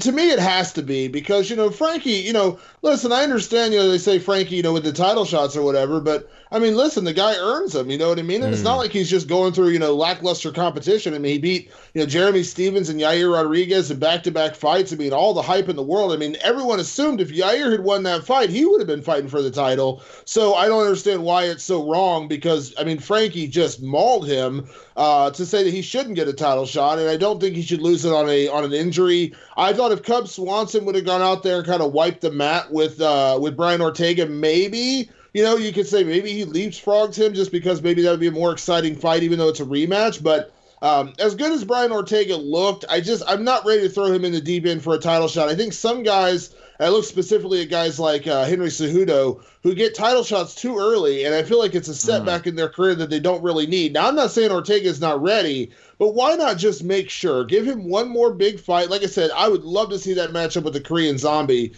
Give him a matchup like that. Let him win. If he wins that one, then, there's no doubt he's the guy. But I just don't want to see a guy get thrown into the deep end right away. And let's say he loses because Max Holloway is as good as advertised. It may be a year or two before he gets back there if ever again, because sometimes that's kind of a confidence-shattering moment. I like what you said there, Damon, about people getting title shots too soon, because then it does kind of kill the vibe and does kind of kill the allure for them after they lose. People kind of move on to the next person. It takes a little bit of time for them to regain some steam, and God forbid it's the same champion for a long period of time, and people don't want to see that rematch. So I like that point there. But speaking of championships, a big superstar in GSP vacated his belt. How about that? He gave up his middleweight title, spoke about some of the reasons behind it. And John Danaher spoke to MMA Fighting and said that there's a very real possibility that GSP may not even fight again. He said it's a definite possibility. What was your reaction to this statement from Danaher and to GSP giving up his belt? I was a little surprised that it was so matter of fact after the Bisping fight. I mean, the way that George had talked, he had a 4-fight contract that he signed with the UFC when he came back, and he sounded pretty committed to fighting out those 4 fights. Now, did I believe he was going to stick around at middleweight and fight, Whittaker and fight Rockhold and fight everybody else? No, I knew that his time at middleweight was pretty short, and it was going to be, maybe one and done or at best, 2 and done. But I am a little surprised that it seems like, after one fight, literally a month later, we're writing him off and maybe that's it for him. I mean, does it hurt his legacy? No, he just became one of the 4 guys in history to be a 2-division champion in the UFC. He beat Michael Bisping. Good for him. I'd hate to see it end that way only because I think that, George is so good. He could, I said it after he beat Bisping, I said, in my opinion, he is now the greatest of all time. Not only has he done so many great things in the sport, but he also did it the right way. He never cheated. He never got busted for steroids. All those kind of things that, unfortunately, guys like Anderson Silva and John Jones will have as like an asterisk on their career. So, I'm a little surprised just because it seems like everyone is already, saying this might be it for him. I hope not. George doesn't owe us anything. I mean, if he walks away tomorrow, he doesn't owe us a damn thing. But I would like to see him. I do hope we get to see him, even if it's, 8 months from now, 9 months from now, he heals up and he's able to come back. Because I still think, him coming back and making a run back at welterweight, that was his division for the longest time. I would still like to see that. But whether or not we're actually going to see it, I don't know. I honestly have a hard time taking what Danaher's saying too literally. Like, I mean, when I read the quotes and I read the interview, it just seemed like he's not ruling it out, but he wasn't really committing to it. Like he said, it's a definite possibility. I mean, everything's a possibility. A comet could hit the Earth tomorrow. Francis Ngannou. Imagine that it does. Imagine that it does. Crazy. Casper predicted it. Right. You heard it here for the last thing you probably ever heard. But it's pretty sad because everyone's dead now. But Casper was right for his last 24 hours of life. But at least John Danaher would be right, because then technically GSP would never fight again. But in all seriousness, I just took it as him saying, look, it is a possibility, much like Ngannou landing a gogoplata on Stipe in their fight. I mean, technically it is a possibility, and I think that given that he recently vacated the belt due to colitis, this is not really the time to be underscoring or understating how severe this colitis is. It would look, there's obviously a lot of people who are very upset with GSP for winning the belt and then vacating it. I'm not arguing whether they, obviously, if Danaher came out now and said, oh yeah, he'll be fine, he'll be right in 2 weeks, he'll be right as rain, a lot of people would say, well then why did he vacate the belt in the first place? So I'm not trying to discredit Danaher. I'm not trying to say that he's hamming up this colitis situation, but it makes a lot of sense. And I think it is certainly a possibility that maybe if it does take, say, the worst case scenario, 8-9 months, and in that time GSP, for whatever reason, let's say he's not training because he's still got blood in his stool and he doesn't feel healthy, and maybe in 8 or 9 months he gets out of shape and decides, you know what, I just can't be bothered going through the arduous process of getting all the way back into shape and doing another fight camp and readying my body, and in that time I've gotten a little bit older, a little bit slower, and I don't feel like I can compete. So I can see how that will be a possibility, but I don't know, like you mentioned, Damon, like there's the 4-fight contract, and I just feel like he doesn't really feel fulfilled yet. I feel like he came back because he had a list of goals, and I feel like he's only ticked one of them off the list. So I don't know. I mean, I do expect GSP to come back at some point. What do you think, Dennis? Yeah, I think GSP will come back. But on another note, that was a pretty quick breakdown for me. But from another note, and also I can't get Ngannou going for a gogoplata over Miocic out of my head now. But on another note, I think he deserves a lot of credit, because you see a lot of these guys win a title belt and then hold it, never defend it, and then it creates this huge blockage in the division. I actually think what he did was really, really cool.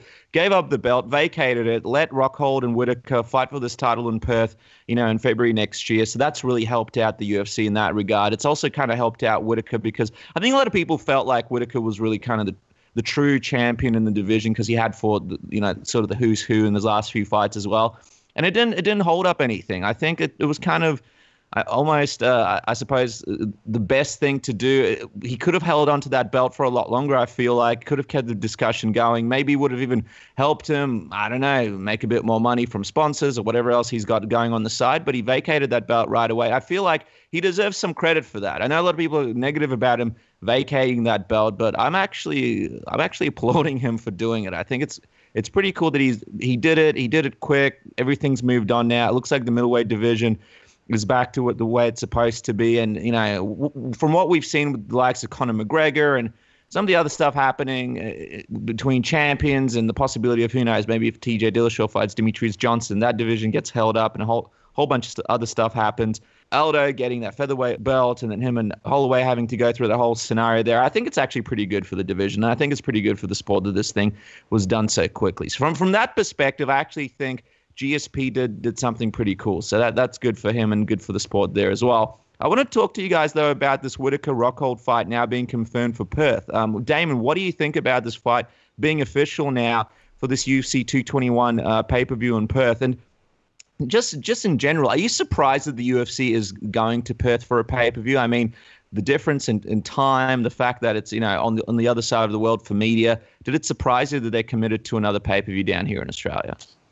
It doesn't surprise me because I know that Australia is a very strong market for the UFC. I mean, when they brought down the Rousey home and, Joanna Jędrzejczyk and Valerie Turno fight, I mean, obviously they see a value in the Australian market. And so I can't really fault them for that. I mean, I was a little surprised, especially with not knowing, at that time, would Robert Whittaker be available? And who else is going to be able to draw on that card? Because ultimately, as much as you want to draw the local crowd for the card, you also want to draw on pay-per-view. And I would say Whittaker and Rockhold, while a good fight, I guarantee you it's not going to be a big draw on pay-per-view. So I imagine they're going to try to add something else big to that card. But it doesn't really shock me. I mean, this is a good matchup to make. I mean, Whittaker, listen, Whittaker is the real middleweight champion. No one can deny what he's done, knocking out Jacare, beating Yoel Romero, knocking out Derek Brunson. I mean, his resume speaks for itself.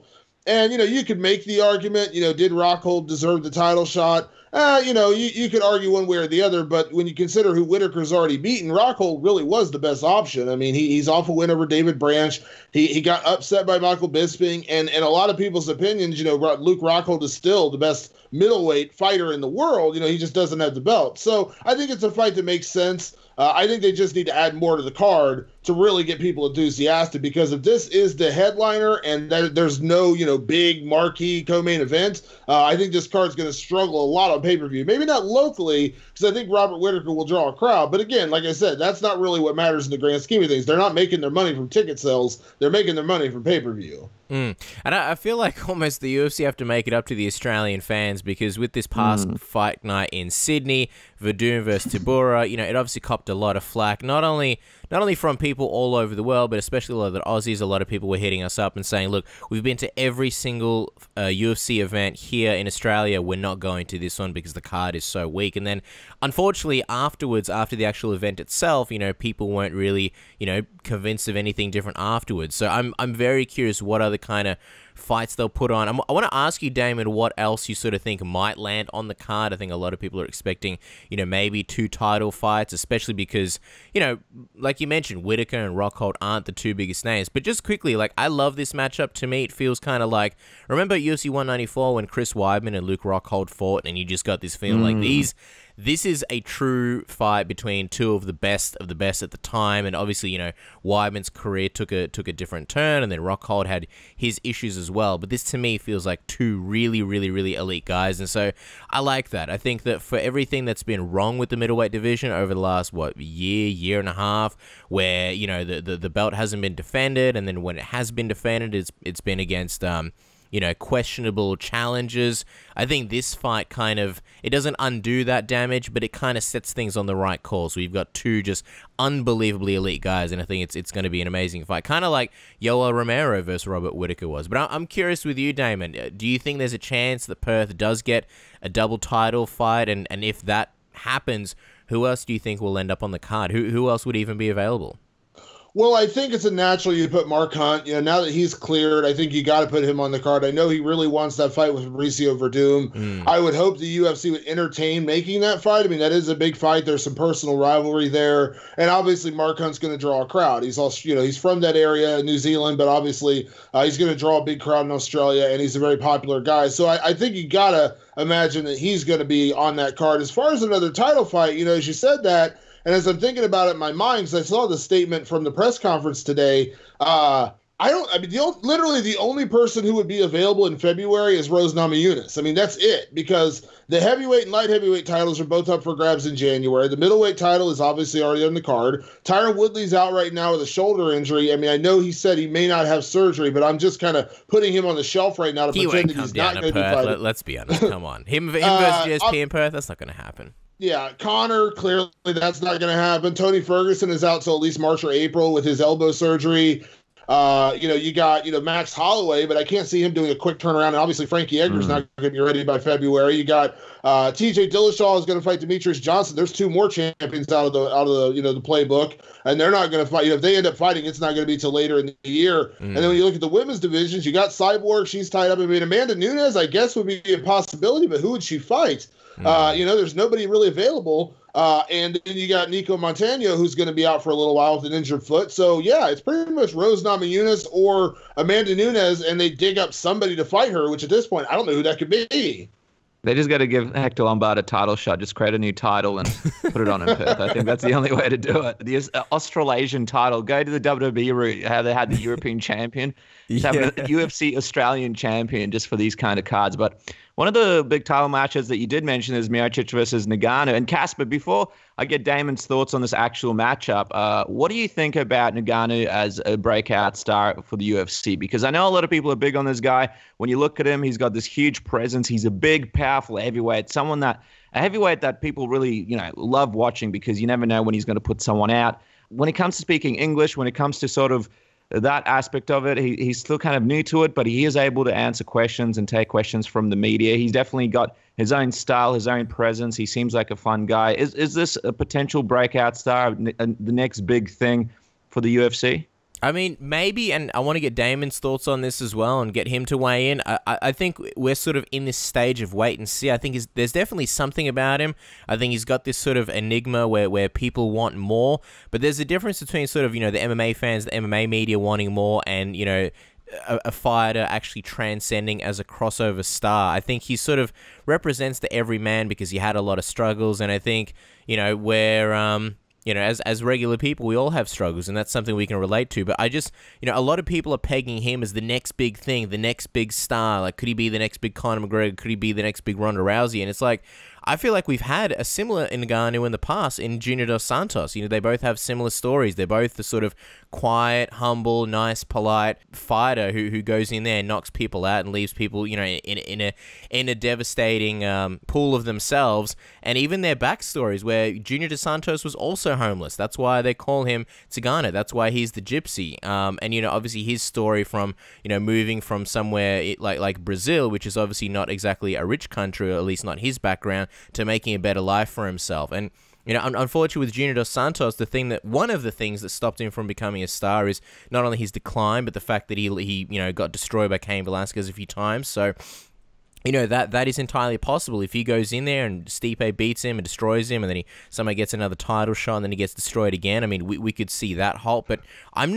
while I love Ngannou and what he brings to the heavyweight division and the freshness of him being a new contender, I'm not ready to sit here and say he's going to be the next big thing, he's going to be the next big star. I think we're just going to have to wait and see. What do you think, Damon? Yeah, I mean, listen, I was very impressed by Ngannou knocking out Overeem. I mean, I picked Overeem to win that fight because I thought this is where we're going to see a little bit more experience come into play. Now, and I'm not taking away from Francis's win. I don't want to make it seem like that. But, listen, we all know that, Overeem is a little chinny. He doesn't exactly have the most rock-solid chin in the world. Now, granted, the shot that Ngannou hit him with, I think, would knock out anybody. But, Overeem kind of followed a weird game plan in that one, the way he kind of came after Ngannou, which was a little bit bizarre to me. But regardless, it was a big win, big knockout for him. But I think there's still a lot of unanswered questions about Ngannou, and I think we're going to find out, how good he really is fighting Stipe Miocic, who is the best heavyweight in the world. And I know everyone's high on Francis, and I'm not telling you not to be high on the guy, but I think this is the true test. I mean, this is a guy who is a knockout puncher, conditioning for 5 rounds, a former college wrestler. We've seen him take down Mark Hunt and just bludgeon him for, the better part of 5 rounds until finishing the fight. We've seen him land, whatever it is, like 4 or 5 knockouts in the first round in a row in his career right now. We've seen him, go, 5 hard rounds before, with Junior Dos Santos the first time, and then with Mark Hunt getting deep into that fight. So this is going to be the biggest and hardest test of Francis's career. And I'm with you. I'm not ready to appoint him to be the next big thing. I don't think he has been pushed or tested yet. The toughest matchup he had before this was, you could argue, was Curtis Blades early in his UFC career. That was also very early in Curtis Blades' career as well. Overeem was the test. Don't get me wrong. I'm not saying Overeem wasn't the test, but I'm saying, we have not seen him tested. We have not seen Ngannou taken down. We have not seen Ngannou really eat a big punch. We've not seen Ngannou, face a Verdum with a, world-class jiu-jitsu. These are all questions that eventually have to be answered. Maybe he is that guy. I don't know that he is. I think we're going to find out real quick. And I also think it's a little crazy I understand we're all prisoners of the moment. When a guy has like that kind of a soul-stealing knockout, we all kind of jump on the bandwagon and say this is the next big thing. But I think it's a little crazy to discount Stipe Miocic, considering what he's done and the level of competition he's ran through recently, to just assume he's going to go in there and get knocked out. Now, he may, because, listen, when you got that kind of power and Ngannou hits like a truck, he could tag him and hurt him and finish him, and boom, we got a new heavyweight champion. But I think it's a little crazy to just, anoint him the next big thing when, Stipe Miocic is off of 5 straight wins, 5 straight finishes, and the list of guys he's beaten. I mean, you could argue, several of those are Hall of Fame contenders versus Ngannou, who, basically his biggest win is now the Overeem fight. So I'm not ready to anoint him yet. If he beats Stipe, yes, I'll be on board. But I think it's crazy to discount Stipe right now. I want to see how you annoyed him if he does come through. Will you have like one of those long swords like the Queen and he gets down on one knee and you go from shoulder to shoulder? I was going to say that if I'm looking at this fight with Miocic, my early pick would still be for Stipe. I still think that footwork and his abilities would get him that win early on when I'm looking at this matchup. But if Ngannou goes out there and he does his thing and he overeems Stipe and knocks him out decisively, I think this is a guy that people are going to get behind because he's almost like a Mike Tyson. You go out there, he's just so devastating that people want to see what happens next. But speaking of predictions, Damon, just early on before you've really had a chance to sit down and analyze this, are you picking Miocic here? I'm getting a big feeling here that you're still going with Miocic for this matchup early on.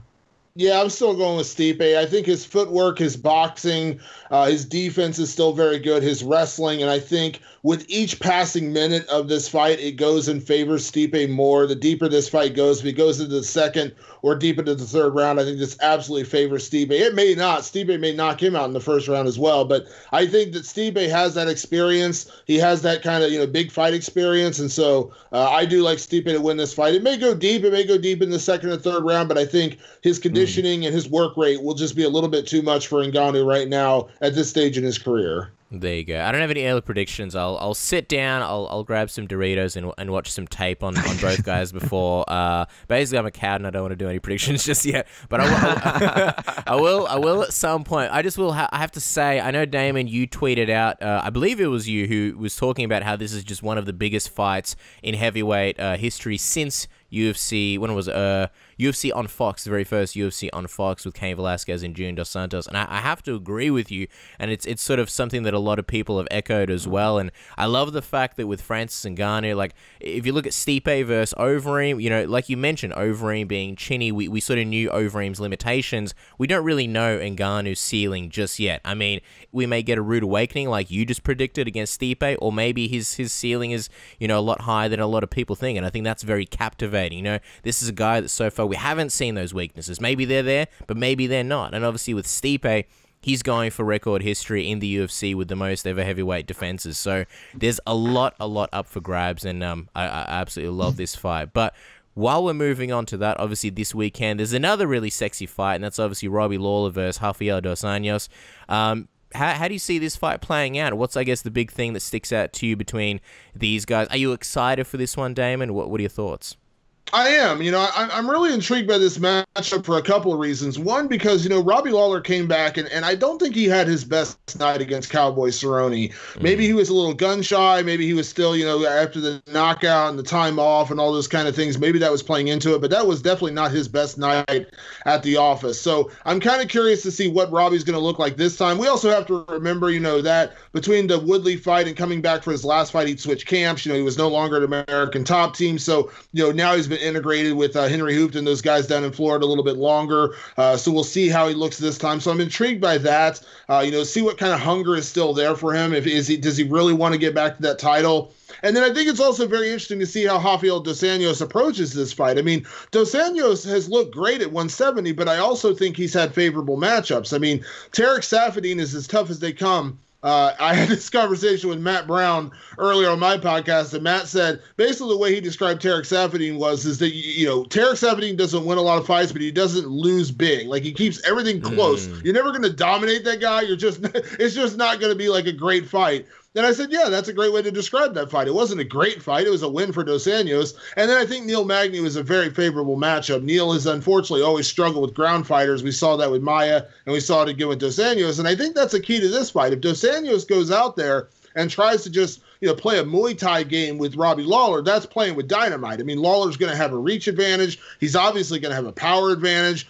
He's been in 5-round fights before. We saw him dig deep in that Rory McDonald rematch to where, 4th round, he's still, got the same kind of power and grit. So I don't think you can say, the longer the fight goes on, it favors Dos Anjos. And then the flip side is, does Dos Anjos try to go out there and right away try to take him to the ground? Does he try to submit him? Does he try to put Robbie down, which is not easy? Robbie Lawler's got great takedown defense. So I think it really comes down to game planning. So I'm very intrigued by this fight. I do favor Robbie Lawler to win, though. I'm not ready to give up on him yet. He had a bad loss to Tyron Woodley. That's still going to be a bad matchup for him if they make it again. But I still think Robbie is still one of the best guys in the world. I think Dos Anjos, as good as he's looked, I still think he's going to be undersized against some of the best guys in this division. And we're going to see it a little bit on Saturday night, because you're going to see that height, you're going to see that reach, and I think you're definitely going to see the power of Robbie Lawler in this fight. And I think that's what's really going to make the difference.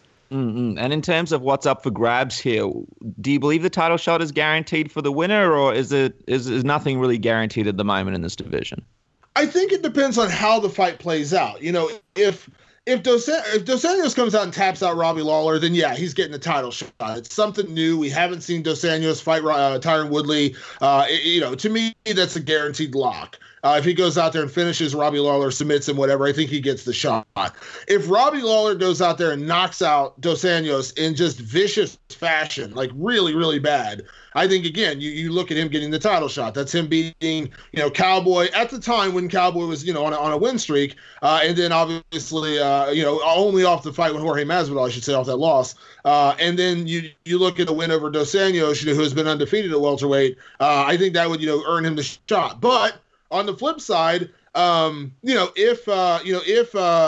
it's an ugly fight, if it's a 5-round fight, if it's a, kind of a grueling fight, if it just doesn't, it just plays out in a way that you don't expect it to. I mean, I expect this to be a great fight, but you just never know.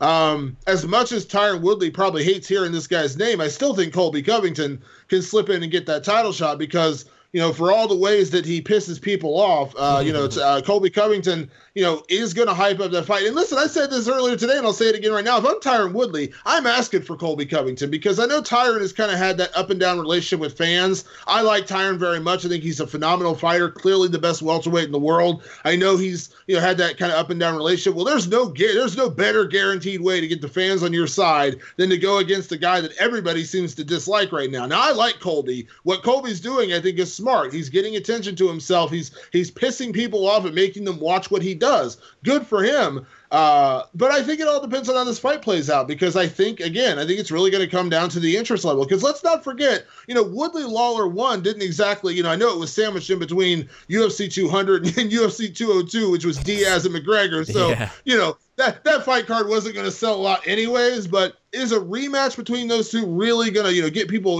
clamoring for that fight? I'm not saying that Colby Covington is a pay-per-view star, but at least you have that kind of personal grudge going on there that, again, it's not manufactured. He clearly doesn't like him, and I know Tyron doesn't like Colby Covington. At least you get a little bit of that animosity. So I think it depends on how this fight plays out. If you get a big win from either guy, they get the title shot. If it's an ugly fight, if it's a back and forth fight, if it's a 3 rounds to 2 rounds kind of fight, we might see Colby Covington kind of slip in the back door and get that title shot. Wow. Just before we cut to something else fun, what is the official prediction for this weekend, Damon? Who are you locking in officially, Robbie Lawler or RDA? I like Robbie Lawler to win. I think his reach and his power are going to be a little bit too much for Dos Anjos. I think we're finally going to see Dos Anjos face a really, really, big, powerful welterweight. He hasn't really had that yet, and I think he's going to have that in this fight. And I do see Robbie Lawler eventually finding a hole and knocking him out and winning this fight. I would say maybe 3rd round TKO. I don't think he'll do it early, but I think he will catch him eventually and put him away. Well, a lot of stuff happening in the MMA and in the MMA world, and some stuff happening in the world of pop culture as well. Big times right now as the new Star Wars movie is coming out. Of course, Nerdcore Movement is the place to go if you want to get all your pop culture references, news, breakdowns, reviews, all that kind of stuff. So Damon Martin is the perfect man to touch on when it comes to a Star Wars preview. Now, Damon, have you had a chance to watch the movie yet? And if you haven't, what's your feeling out there right now? Because we're hearing a lot of positive reviews, a lot of positive feelings towards this movie. Yeah, I'm going to see it on Thursday night, so I'm a day away from seeing it. I'm very excited about that. I'm a huge Star Wars fan, so I'm going, first showing on IMAX. I can't wait. The buzz has been good. Everyone online I've seen. I've seen a couple of reviews come out today from some of the bigger websites like Variety and Entertainment Weekly, and they say, there's a few flaws, but overall it's a pretty solid movie. And I take those reviews with a grain of salt because it's kind of like when they review, Captain America: Civil War or even Logan, which are movies that I really liked. It when you're a fan of that genre, you're always going to have a little different opinion. Like my opinion of Justice League, which I thought was awful. My opinion of that was one side of it just being like a film critic, but the other side being a comic book fan, being, growing up on these characters and knowing how these characters are. So I had a little bit more of an insight of why I didn't like that movie. If you're just a film reviewer and, one day it's, the new movie that, 3 Billboards Outside Ebbing, Missouri, which is a great movie, by the way. And then the next day, Star Wars. The next movie, Star Wars. You know what I mean? Like, the Star Wars is more of my. That's my realm. It's the nerdy movie. So I'm gonna have a different opinion than the critics. Some of the critics have said it's good, it's not great, that kind of thing. But I have a feeling I'm gonna love it. I loved Force Awakens. I loved Rian Johnson, what he did with Looper, which is one of the best science fiction films of the past decade. So I'm really looking forward to it. You know what I mean? I think I'm gonna love it. Just quickly, Damon, what did you hate most about Justice League? Because Dennis and I just absolutely hated it so much. I cannot understate how bad it was. I would rather have colitis for the rest of my life than watch Justice League even one more time. They could have given GSP colitis. You never know. Maybe that's the reason. I think there's a very strong possibility. I mean, I'll tell you this: the CGI when the bad guy in Justice League, it looked like, I don't know, like a PlayStation 2 character. There were times where it felt like a cheap version of the Avengers, even like, without getting too much, like the bad guys that came from the sky, the bad guy had like really no clear aim, the character development was terrible. Superman was acting weak. Oh my God, Batman dropping those stupid one-liners. What the hell was that? It was what was it when Superman said something like, "Oh, I think you didn't like me," and then Batman was all like, "Oh, I don't not like you," and it's like, what? Batman would never say that. I felt like Krusty the Clown in The Simpsons. Like, what the hell was that? What did you hate the most about it, Damon? It's a long list, but I think the villain was definitely one of the highlights of why it was terrible. Steppenwolf was awful. I don't know why you bring him in and then you don't even mention Darkseid, which was I thought that was always the point, to bring in Darkseid. And then we saw in the post-credit scene, it doesn't seem like it's going to be Darkseid. So it's like, what was the point? The CGI was awful. I mean, it was bad. Like, it was like 90s level, like when they first figured out how to do like digital animation bad. Yeah. And the characters, listen, I understand, here's the problem that DC's having. They want to win the race, but they don't want to run the race, if that makes sense. Like, they want to give you Justice League so they can have their own Avengers, but the problem is that you didn't get any backstory on the Flash. You got a very brief look at the Flash. You got a very brief introduction to Aquaman, and I know everyone loved Aquaman, but I got to be honest, I love Jason Momoa, but his character in this movie was a little too bro for me. Like, he was a little too, I felt like at any moment he was going to tap a keg and start like sucking out the bottom of it or something. Yeah. What about the Flash? I thought he was so painfully unfunny. A lot of people are like, Ezra's great. I thought it was like kindergarten special level comedy. He was in my here's what I'd say. I'd say he was the best part of the movie. In a bad movie, he was the best part. That's not really a compliment though. He was kind of quirky, he was kind of funny. I thought he did a good enough job. His outfit looked terrible. And then he didn't, someone pointed this out to me after I saw the movie because I was like critiquing everything else. They're like, "Did you realize that he didn't really do much of anything in that movie?" And I said, "Yeah, I guess that's true. He didn't really do anything. Like he ran a couple people out of a building, but he didn't really do much of anything." Yeah. And then Batman's outfit progressively getting bulkier as the movie went on was really a problem for me. Like, by the end of the movie, he looked like that kid in A Christmas Story who couldn't put his arms down because he had too many coats on.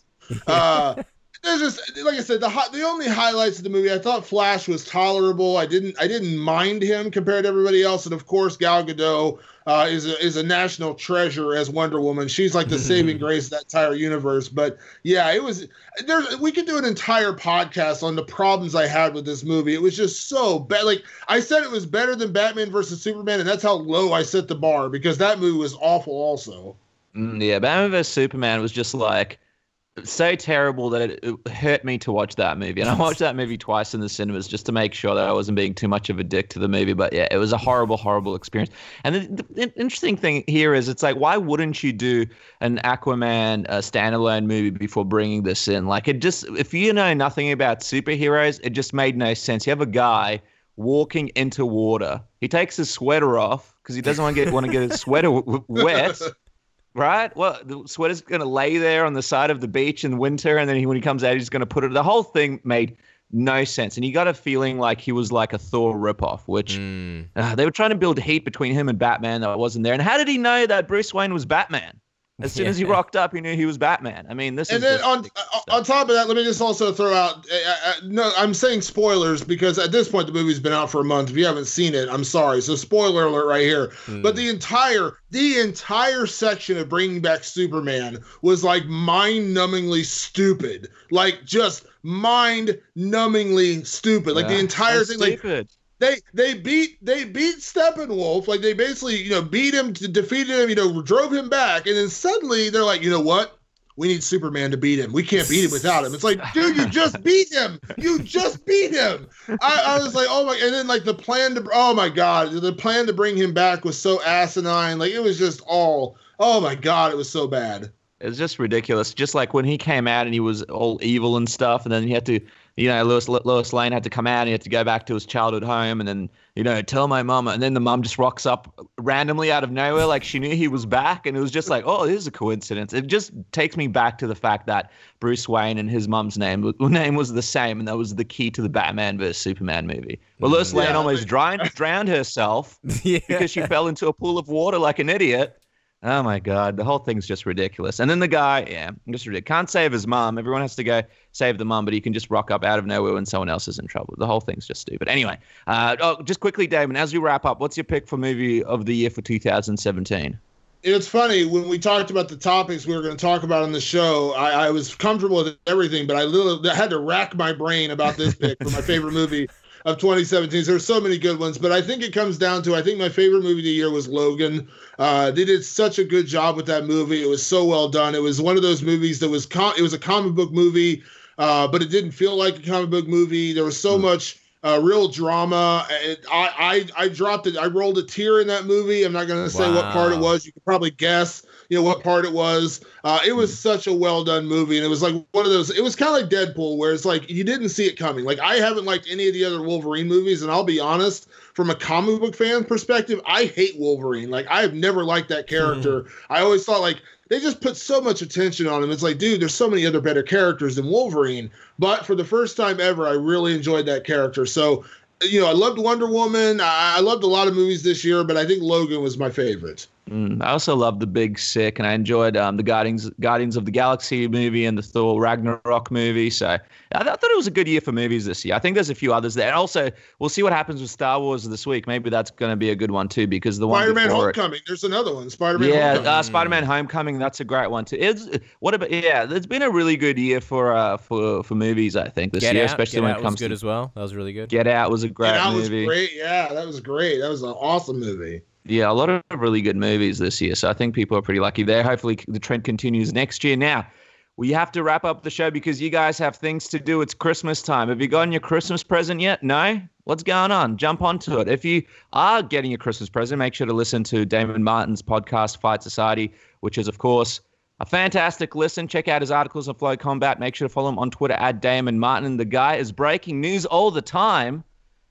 We see some stuff pop up on his Twitter. We're like, no way, this is cool. And then we retweet it. So make sure to jump on and do the same. A big thanks to all of our guests. A bit of an honor this week, actually, to have Jim Ross on the program. He's just a superstar, and getting some time out of his busy schedule to jump on and just talk shop about his pro wrestling stories and his thoughts on the world of MMA and the such. It was just a real honor. So a big thanks to him. Make sure to pick up his book, Slobber Knocker, My Life in Pro Wrestling. I haven't read it yet, but I love pro wrestling books. I'm going to jump on. I'm going to get that book. I'm going to jump on Amazon.com, I think, because now it's open for Australian listeners. So make sure to check that out. And, of course, his podcast. Ben Askren for jumping on, taking some time away from his busy family. The guy just had a kid, and he gave us his priorities. So that's always special to us. And, of course, Coach Wink, who is on almost every episode of Submission Radio these days.